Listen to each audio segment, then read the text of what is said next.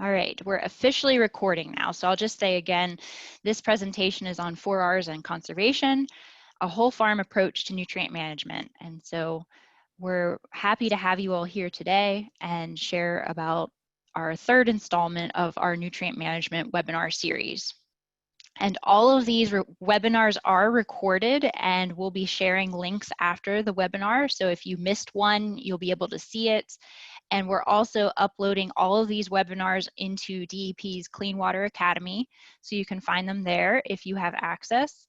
And we'll also seek out other ways to share this information.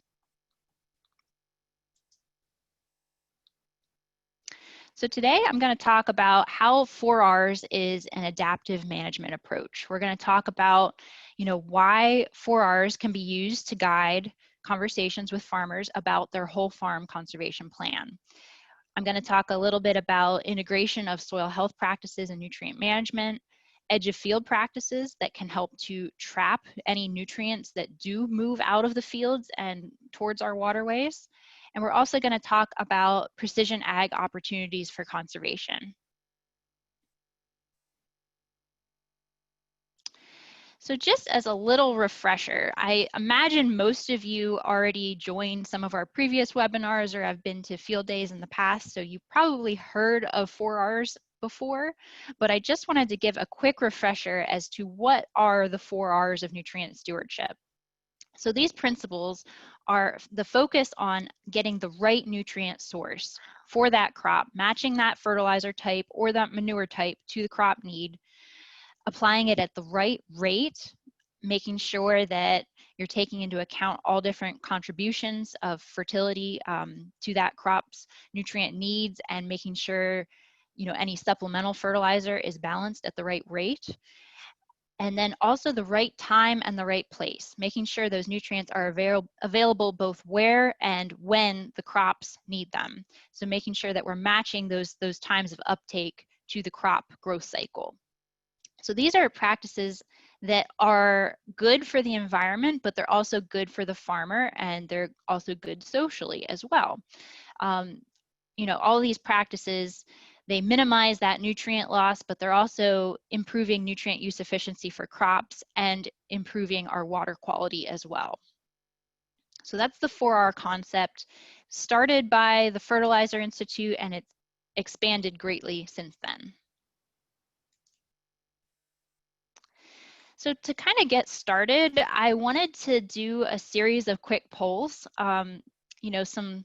Some questions that I've heard come up over the past 2.5 years as I've been going to a lot of field days and interacting with a lot of partners. I have some things that have come up pretty frequently. So I'm going to get started on a poll.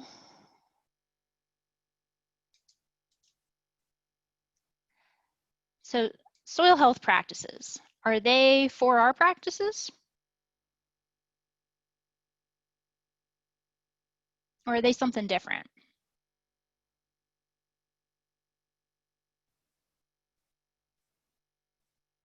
Give you guys a minute to get your answers in.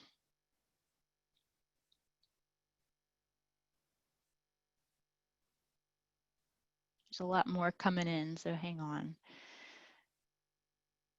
All right, I'm going to end the polling and share results. So yeah, you can see that we're still kind of split on that, which is interesting. And that is something that we're going to be talking about today. And I don't know if I can, yeah, so the answer is false. So soil health practices absolutely are 4R practices, and I'm going to be explaining that through this webinar. Let's do another question. 4R practices are only applicable for in-field practices, so those in-field soil health and nutrient management practices. Let's launch this poll.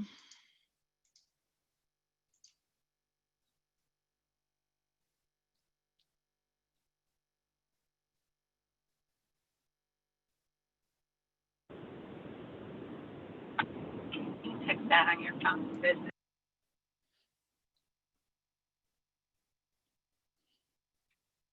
All right.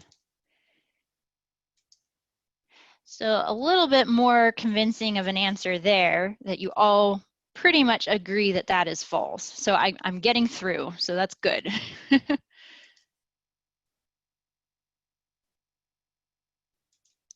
Oops. Sorry, hang on. Oh dear. How do I get out of the poll?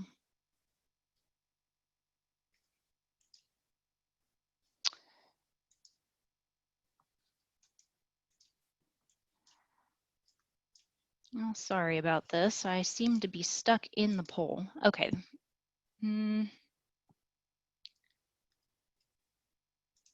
There we go. Okay. Sorry, technical difficulties. Yeah, so that is also false. 4R practices absolutely do apply to edge of field practices and in-field practices, and even beyond those practices. So we're going to be getting into that more today as well. All right, last poll question.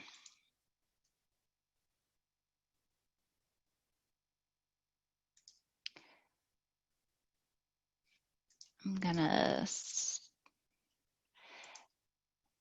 if I can get poll 3 going. There. So 4R practices cover a specific list of practices and do not include conservation practices. This should be a pretty easy one for you guys. All right, I'm gonna end polling there because it's pretty convincing. At this point, everybody agrees that's false.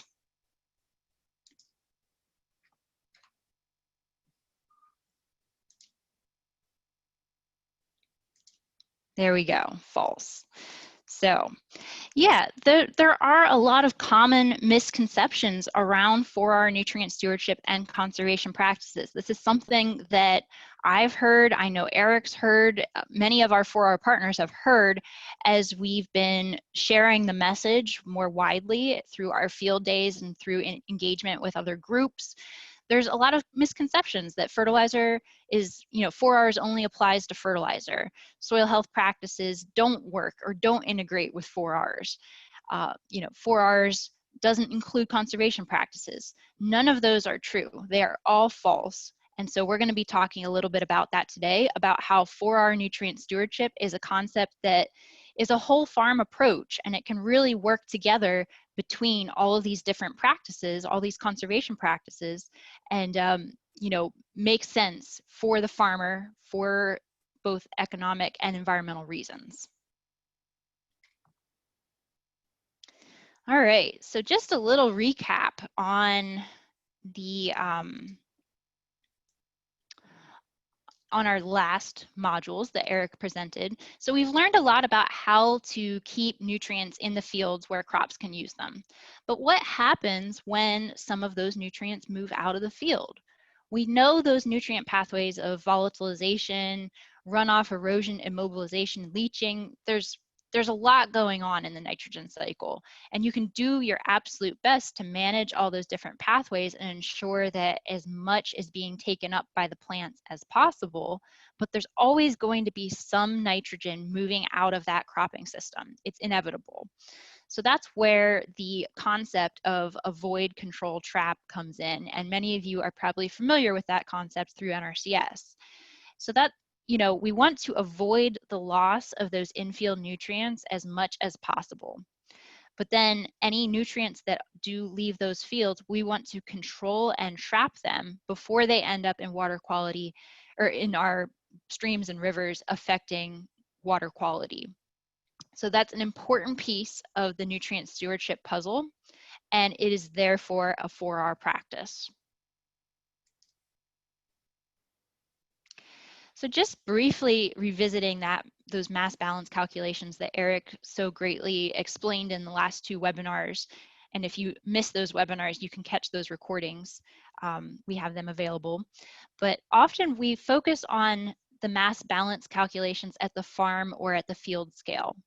So, we know it's important. We want to focus on applying those nutrients as efficiently as possible, to avoid the need to control and trap, but knowing that that's going to happen, how are we thinking about the subfield scale? If we're only focusing on the field scale or the farm scale in terms of looking at those nutrient balances, what about within a field where there's such variation? And how can you use this 4R concept to inform your conversations with your farmer clients? So we need to think beyond the basic manure management plan. So these mass balances are an important starting point, but 4Rs is taking that thinking to the next level.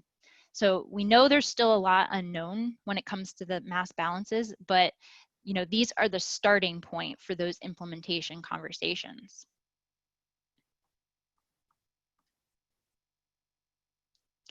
So we really want to take it beyond the field.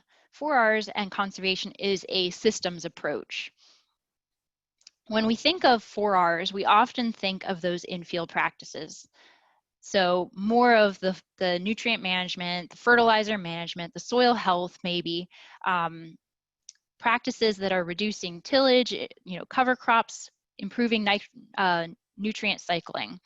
So that's kind of what we typically think of. And those are important components of this.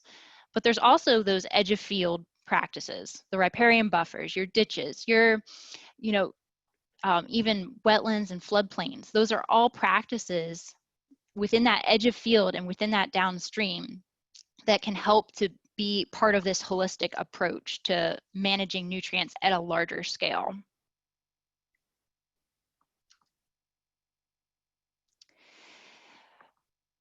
Eric spoke a lot about nutrient loss pathways, and we know that avoiding is a key part of 4Rs, but that controlling and trapping piece is critical as well. And Eric spoke a little bit about erosion and surface flow and runoff and leaching and subsurface flow.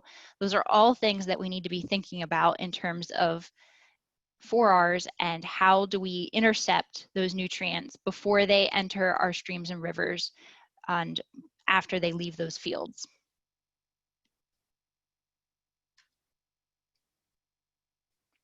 So erosion and runoff. These losses occur when, we have systems, soils today have much lower infiltration rates than in years past, and a lot of conservation plans are not developed for the level of rainfall intensity that we have today. I mean, I checked just recently to see what, for Harrisburg in particular, what the rainfall intensity levels have been, the top 10 rainfall intense events for 24-hour storms have been in the last 20 years, and there's been over 200 years of recording those numbers.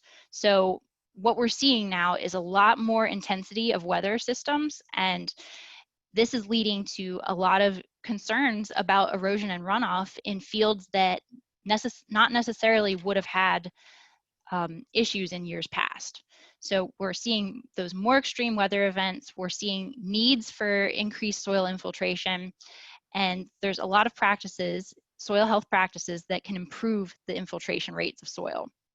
So, we're also thinking about crop rotations and residue levels.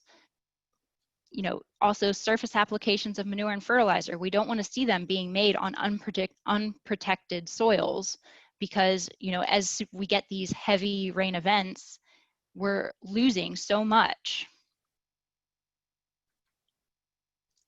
This is also a particularly important issue when it comes to no-till systems where we're getting a lot of soil phosphorus stratification right at the surface. And then when we do have these heavy rainfall events where even no-till conditions don't necessarily hold the soil as well as required, we're losing a lot in terms of soil sediment and phosphorus that is bound to that sediment.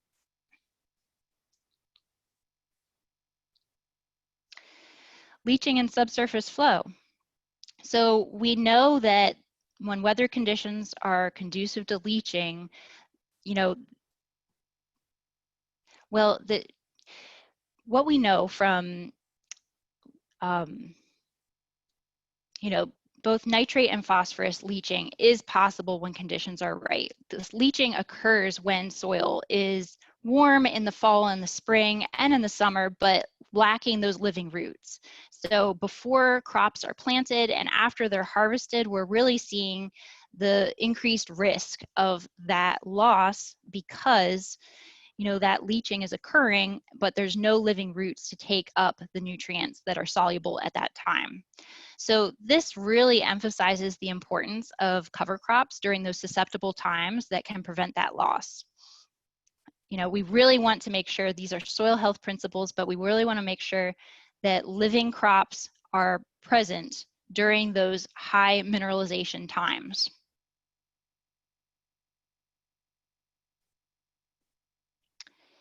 We're also really concerned about erosion and water management. So as I mentioned, with the increased levels of intense storm events that we're really seeing over the past 20 plus years, this is a big issue. And we have conservation plans. Many of you are very familiar with conservation plans. But even if you have a field that is meeting Russell and meeting the requirements in terms of addressing that erosion, you can still have concentrated flow areas that are appearing in areas that you wouldn't necessarily expect them, or that have developed recently that were never there before. So there's a lot of practices that we can consider for addressing some of those challenges, and this is something that many of you Conservation District and NRCS staff are very familiar with. Some of you, the agribusiness staff, you're familiar with it, but you may not necessarily know when to recommend it or who to refer when you see a farmer having issues with these concentrated flow paths and gully formation. So there's practices that can be used to address that. Grassed waterways, terraces, level lip spreaders, two-stage ditches, or strip cropping are all just a handful of practices that can be used to address that erosion and water management and help to hold more water in the fields where it can infiltrate and slowly infiltrate into the soil and into the groundwater, and avoiding that erosion and runoff losses.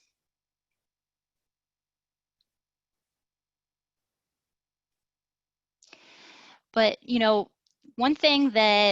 one of the many misconceptions that we've noticed as we've been active with the Pennsylvania 4R Alliance is that a lot of people don't realize that agribusinesses actually really want to see soil and water conservation as well. This is a critical practice for them as well.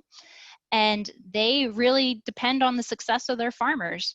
And so right now I'm going to have Dean Colomer give a little bit of an overview of why Growmark FS really cares about soil and water conservation. Thanks very much, Katie. I'm glad to participate in this morning's Zoom call. And I just wanted to give a little perspective with regard to crop retailers' perspective and philosophy on serving our customers. The company and our crop specialists are focused on 4R nutrient stewardship implementation. 4R nutrient stewardship provides a great framework to achieve cropping system goals of increased production, increased farmer profitability, enhanced environmental protection, and improved sustainability. And I wanted to point out two conservation needs that I see at the present time that I think demonstrates the intersection or the overlap of 4R practices and conservation. One of those is new erosion, and the other is combining of narrow strips. Let's look at the new erosion that I see. It's somewhat alarming incidents, I think, of new erosion that's occurring on farm fields where conservation practices appear to be inadequate. I find this in all tillage systems on farms that I visit, but especially on no-till fields, there's a new erosion formation, I think, where erosion in recent years has been almost nil. An observation of this phenomenon is this, things that I see. A very rapid and heavy rainfall event that is intense, as Katie mentioned earlier, first dislodges the crop residue in natural surface flow paths and then lays bare that soil. And this is going to occur over a single rainfall event and sometimes in multiple rainfall events in less than a year's time. And with our apparent increasing intensity of rainfall, this opens the door for this conservation concern. And of course, in addition to the soil erosion, you have manure physical movement potential and also nutrient runoff risk that's increased where this new erosion is occurring. And now to combined strips. With the continuous trend to larger and larger field equipment, there's a tendency for growers to combine adjacent narrow strips. And when a new piece of equipment is wider than the prior implement, like a sprayer or a spreader, and it exceeds the width of field strips, then that field sometimes becomes impractical to manage. It's an obstacle. And to address the challenge, a path of least resistance by a grower is sometimes to combine adjacent strips and farm them as one field and crop to the same species. This, of course, generates a new conservation concern when this occurs. And much of the time, I don't see this being addressed. Those are two things I just wanted to point out to you that I think are definitely illustrate that overlap of 4R nutrient stewardship, 4R practices, and conservation. I'll turn it back to you, Katie. Thank you, Dean. Yeah, so, that's a very important point to make, is that soil conservation is key for nutrient management. If you're not managing your soil appropriately, if you're losing soil, you're losing nutrients, you're not going to have a successful year of growing crops. And, Growmark FS is one of many companies that is working, through the Pennsylvania 4R Alliance. They're passionate about nutrient stewardship and seeing their farmers be successful. So we're thankful to have them as a partner.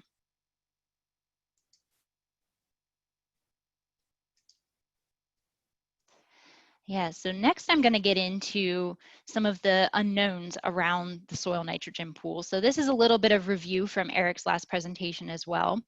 We know that there's a lot of complexity around soil mineralization and how to account for, in that mass balance, how do we account for all of those different complex situations that can affect the levels of nutrients that crops are required to have, for that crop growing season. So we know that we're used to taking into account the manure history. We have, book values that we can use for assessing, potential residual nitrogen that's available through that manure history, through double crop carryover, and through legume history as well. So we know those are some tools that we can use to assess how much nitrogen is needed to continue to put down to make sure that we're meeting our crop yield goals. But those are only a few of the factors that are affecting that nitrogen availability in soil. We know it's very weather dependent. We know there's a lot of other factors that play a role. And, we also know that a lot of farmers have been focused on soil health, which is absolutely wonderful, but there's so many unknowns when it comes to that soil organic matter piece of nitrogen and also the cover crop contributions. So whether that's a non-legume cover crop with multi-species, how is that influencing the microbial bioactivity and the soil nitrogen levels? It's, that's the big question mark. A lot of us, there's some estimates out there.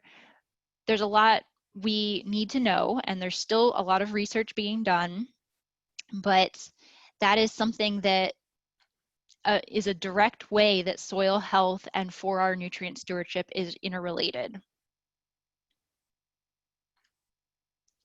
So Charlie White, as I'm sure many of you are familiar, has been working on this, thankfully. So a better understanding of, how are we utilizing the cover crop data and the soil health data to understand that supplemental fertilizer recommendation. And he has a tool available that is available now for you to start experimenting with. If you haven't already, I highly recommend going on to the Penn State's website, the link's there below, and testing out this tool and just playing around with different levels of organic matter, different carbon nitrogen ratios of the cover crop residue. You can start to see how that is affecting your supplemental nitrogen rate that is recommended. Now, this is not regulatory at this point. This is still in the testing phase, and Charlie is continuing to do work around the state to test this out. And we hope to have him join us for a webinar this fall on this tool and how it can be used. So just as a little bit of a preview into what he might get into. But yeah, this is exciting that we have this available now, and we also appreciate him being on our PA4R advisory board as a great resource for us around nutrient management and soil health. So, all right. So moving beyond soil health, we're going to talk about beyond the field now. So we talked a little bit about those in-field practices. Beyond the field, the riparian corridor. So we know nutrients and sediments are leaving the farm fields and they're affecting our streams and rivers. But those controlling and trapping practices can help to prevent those nutrients from entering the streams. So what are those practices? Well, we know wetlands is a practice. Restoring wetlands on areas that were formerly wetlands, or they just are poor in terms of crop production due to wet soils.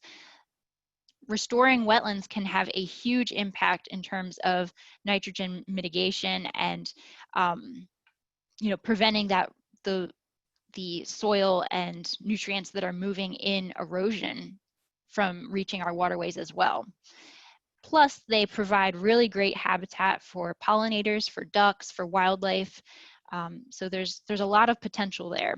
So we know that within the Chesapeake Bay watershed, there are 1.5 million acres of wetlands that have been lost since European colonization. So that's really interesting because, wetlands have the ability to hold so much water and reduce the risk of flooding so greatly.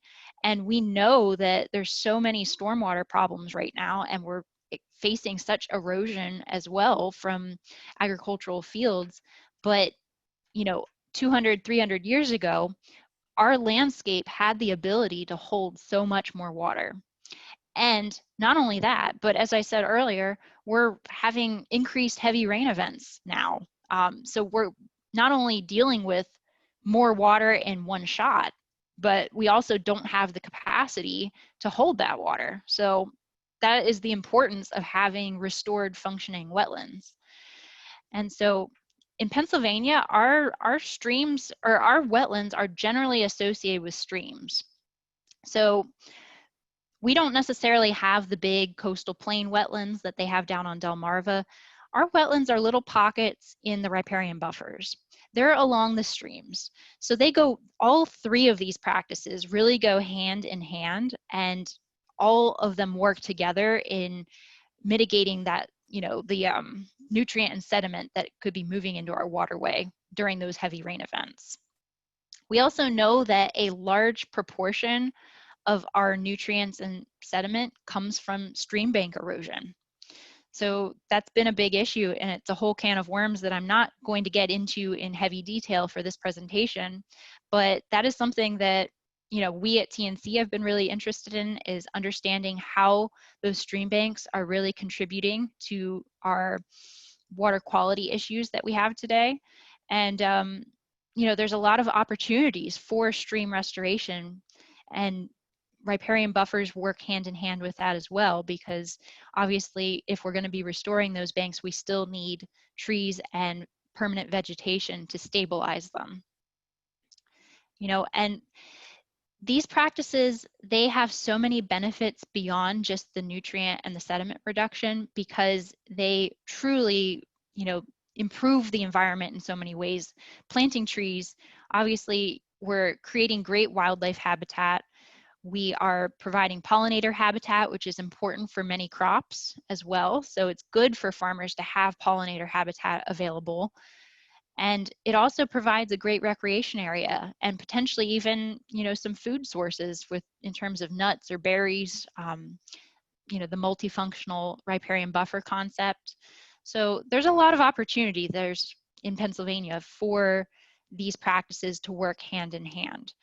We tend to not think of wetlands as being a big practice in Pennsylvania, restored wetlands. It's kind of a tough nail to crack. Or nut to crack. So it's, I think what we need to be doing is talking about it more as the system, and, all three of these practices working hand in hand to control and trap those nutrients. So now I'm going to get into talking a little bit about how precision agriculture can actually be used for understanding where conservation practices like riparian buffers or restored wetlands can actually make sense. So in addition to those edge of field and the riparian corridor practices, precision ag can be used to facilitate better subfield management practices. We know that, by looking at the field scale, we're missing so much in that level of detail. But if we're able to look at the subfield scale, we can identify areas where it might make sense for a grassed waterway or an area that is unprofitable that may make sense to take out of production. So there's several different entry points in terms of how farmers can utilize this data and how, you can work with your farmer clients to utilize this data.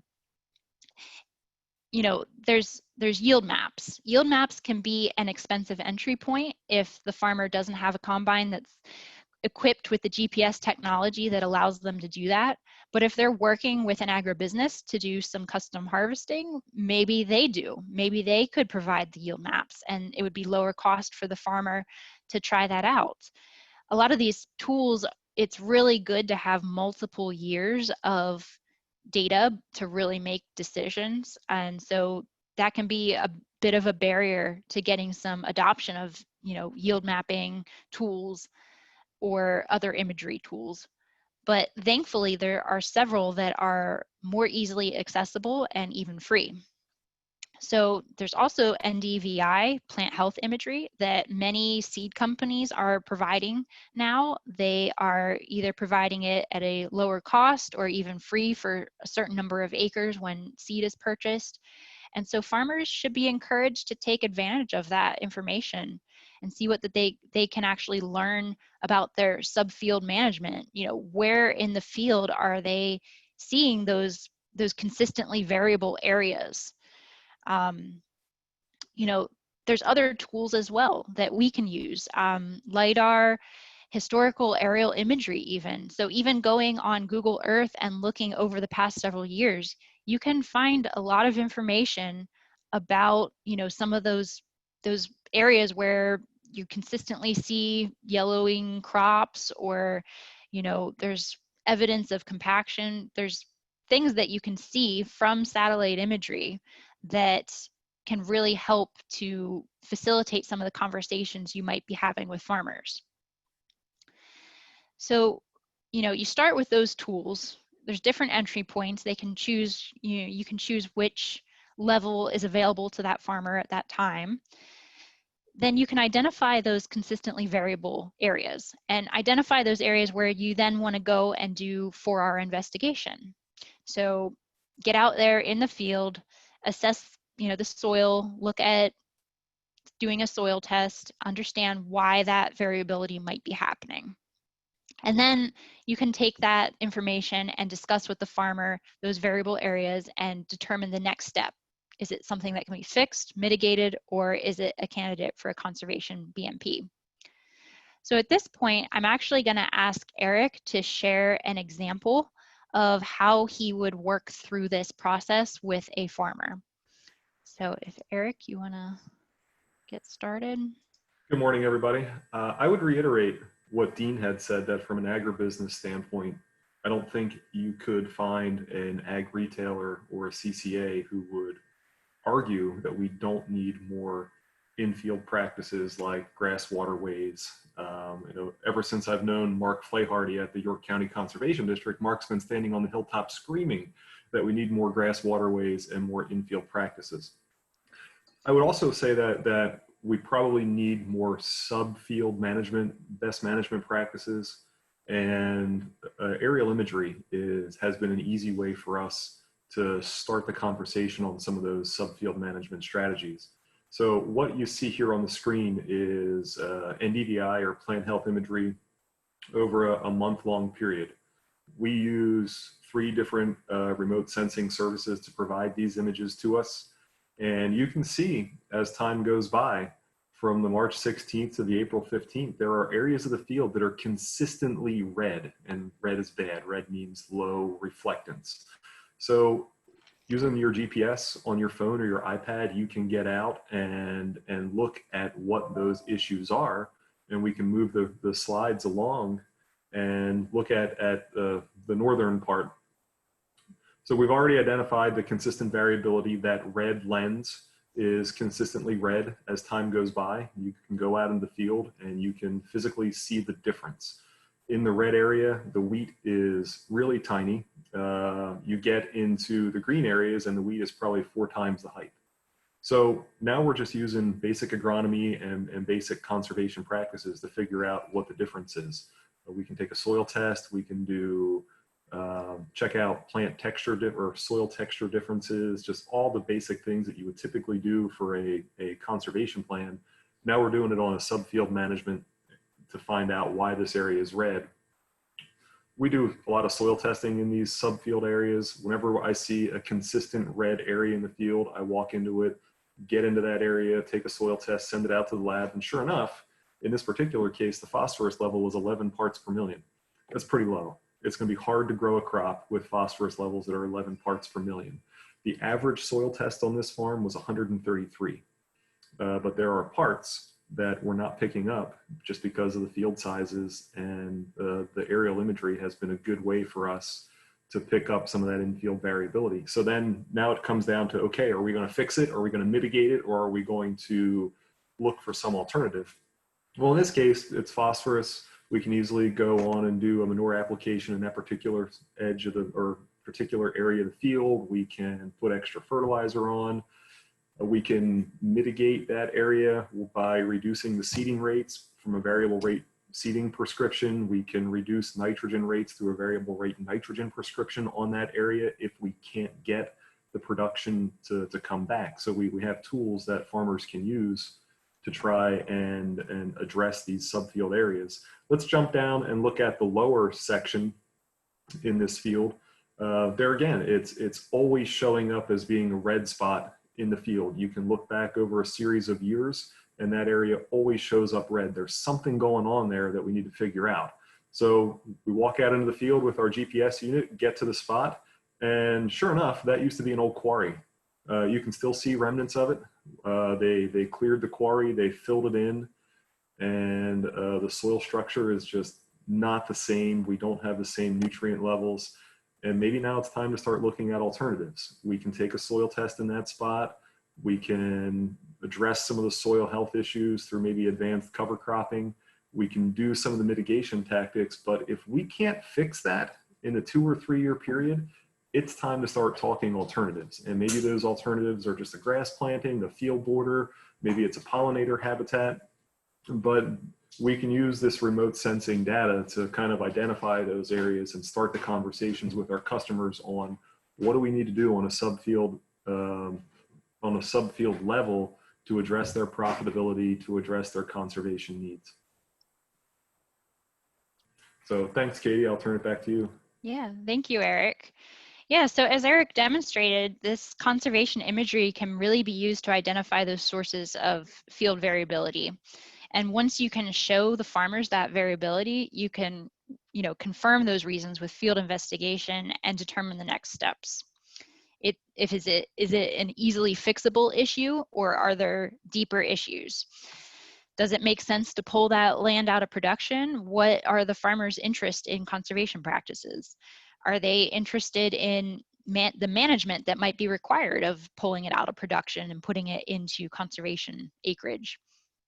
Another concern might be, do they own the lease, or do they own the land, or do they lease?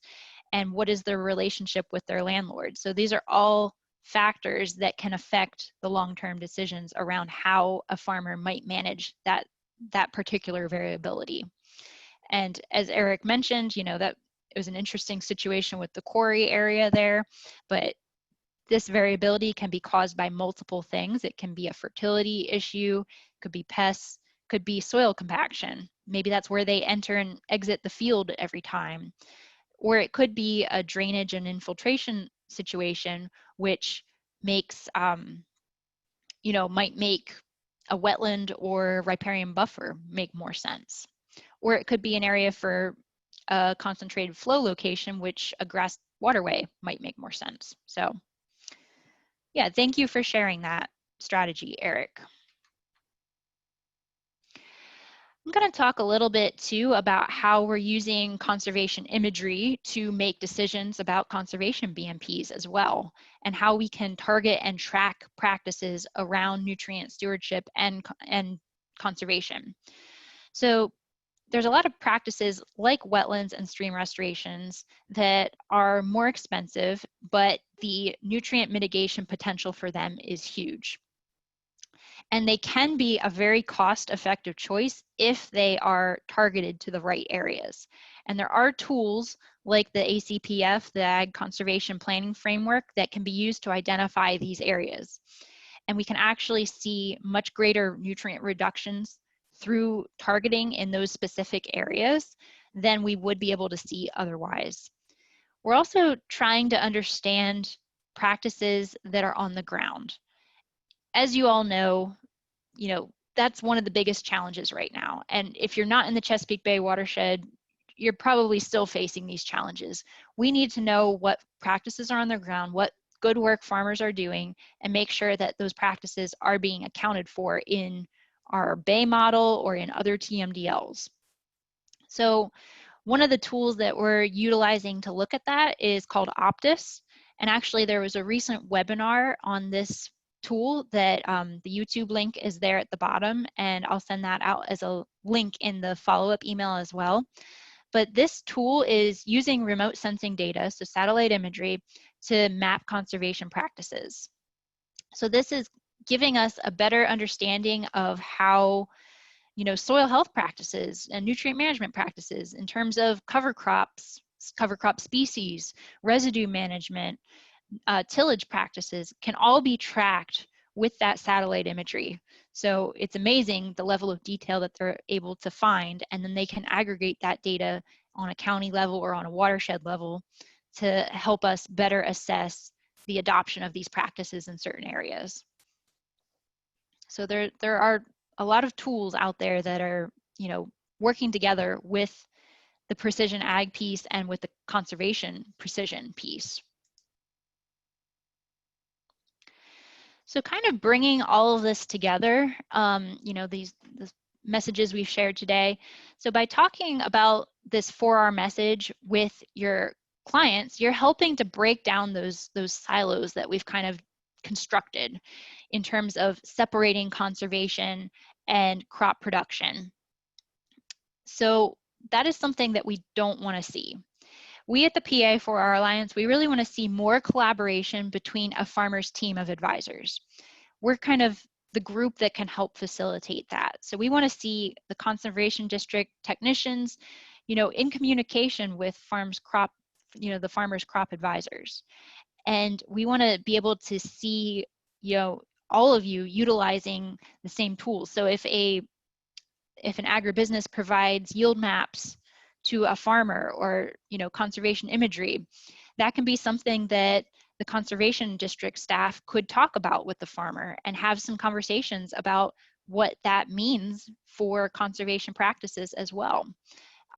We just want to be able to make sure that, you know, the entire farmer's team of advisors is speaking the same language and sharing a consistent message with that farmer, which makes it easier to influence practice adoption. So we understand that there's a lot of trusted advisors that farmers deal with all the time. You know, they have their team, and their team doesn't necessarily connect very well all the time, but we know that they're all working together. So that is kind of the key message, is we want to make sure that you all are understanding how 4Rs can be a system that works together through conservation, soil health, nutrient management, all of those different practices, and that you're talking about it with farmers so that they're hearing that consistent message. We want them to hear this from all of their trusted advisors, and this is the only way we're going to be able to get their trust and really increase that for our implementation of practices. So one thing I wanted to highlight, which those of you that are not in the Chesapeake Bay, you're not familiar with this, but this is a tool that may be of interest to you anyway, regardless, because it's still very relevant. We know that the Chesapeake Bay model assumes nitrogen losses for corn acres. So let's say this is the number provided, you know, through their tool. 40 pounds is lost for non-manured corn acres. And they're assuming that that 40 pounds is lost every year unless they know otherwise through practices that they're receiving credit for. So we know that core nutrient management makes a big difference. It brings it down 7 pounds. So we're at 33 pounds, you know, assumed loss if core nutrient management is adopted. But what about 4Rs? What about those supplemental nutrient management practices? What does that do? Well, adding in placement, timing, rate, we can get it down to 28. So, you know, that's a big difference from 40. But what about those other practices? What about the soil health and some of the other, you know, riparian buffers and other practices? So for just incorporating soil health practices, so your cover crops and your no-till, that brings it down to 20 as the assumed nitrogen loss for that field, for that acre of corn. And then if we were to bring in riparian buffers and other practices, that can be reduced even further. So this is an important concern to think about how all of these practices are working together and rely on each other to make the difference that we need to meet the water quality goals for the bay. I guess it's down to 20. It's a pretty big difference. So, you know, this has been a training series that we put together to help provide, you know, some conversation starters for you with your farmer clients. You know, you are the trusted advisors to farmers. They trust you. They want to hear from you. And, you know, they don't necessarily want to hear us always beating the same drum about conservation practices. They want to think more about, you know, their nutrient retention. They want to think about their, you know, how this relates economically as well. So there's so many different pieces to this, and we've put together a series of conversation guide worksheets for each of these webinars.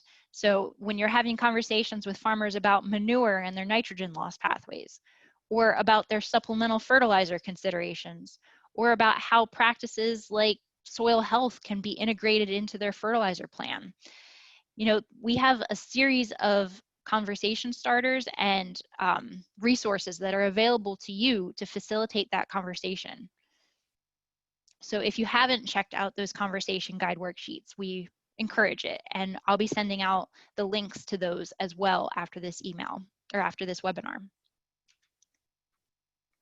We also have, you know, available resources. I'm sure many of you have picked up some of our brochures at different field days and things, but we make those resources available to you. So if you want to have some of our brochures or the little 4R booklets that we have to share and leave behind with farmers when you're having these conversations, we can make that available.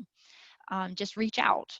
We also work on a series of articles. We've had several articles with American Agriculturalist. We're getting out there, having some Lancaster Farming Press as well. So, we're out here to provide resources to you through our field days, through our webinars, and through our brochures and booklets. So please let us know if there's anything that we can do to help. And finally, we want to hear from you. So we want to hear about your conversations with farmers. We want to hear if you're having success stories and sharing the 4R message, because this is really important to us. We're working very hard to get this message out there, and you guys are a part of that effort, and we really appreciate it. So we really appreciate when you take the time to fill out our follow-up surveys, because this helps to inform our next round of webinars, and it also helps to make the case for 4R nutrient stewardship in Pennsylvania, when we're applying for other opportunities. And we just love hearing success stories too. We also want to hear your challenges. What are the barriers that you're seeing? Is there something that we could be doing as an organization to help overcome those barriers? So tell us how we can assist you. And at this point, I really appreciate all of you for taking the time to attend these webinars. We have really enjoyed putting them together for you, and we're looking forward to our next round. And at this point, I can take any questions, and Dean and Eric are available for questions as well. So thank you. Katie, thank you very much for the webinar presentation. We had one question come in on the chat that I think would be good for you to address. And the question was, how do you tell if a nutrient trap is full? Yeah, that's a good point. And that is, part of the challenge with some practices that become saturated with nutrients. So there's certain types of trapping practices that actually can become saturated.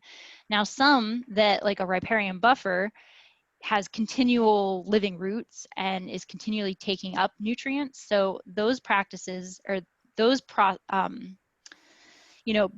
and wetlands, are continually cycling those nutrients. So they cannot become saturated in that way.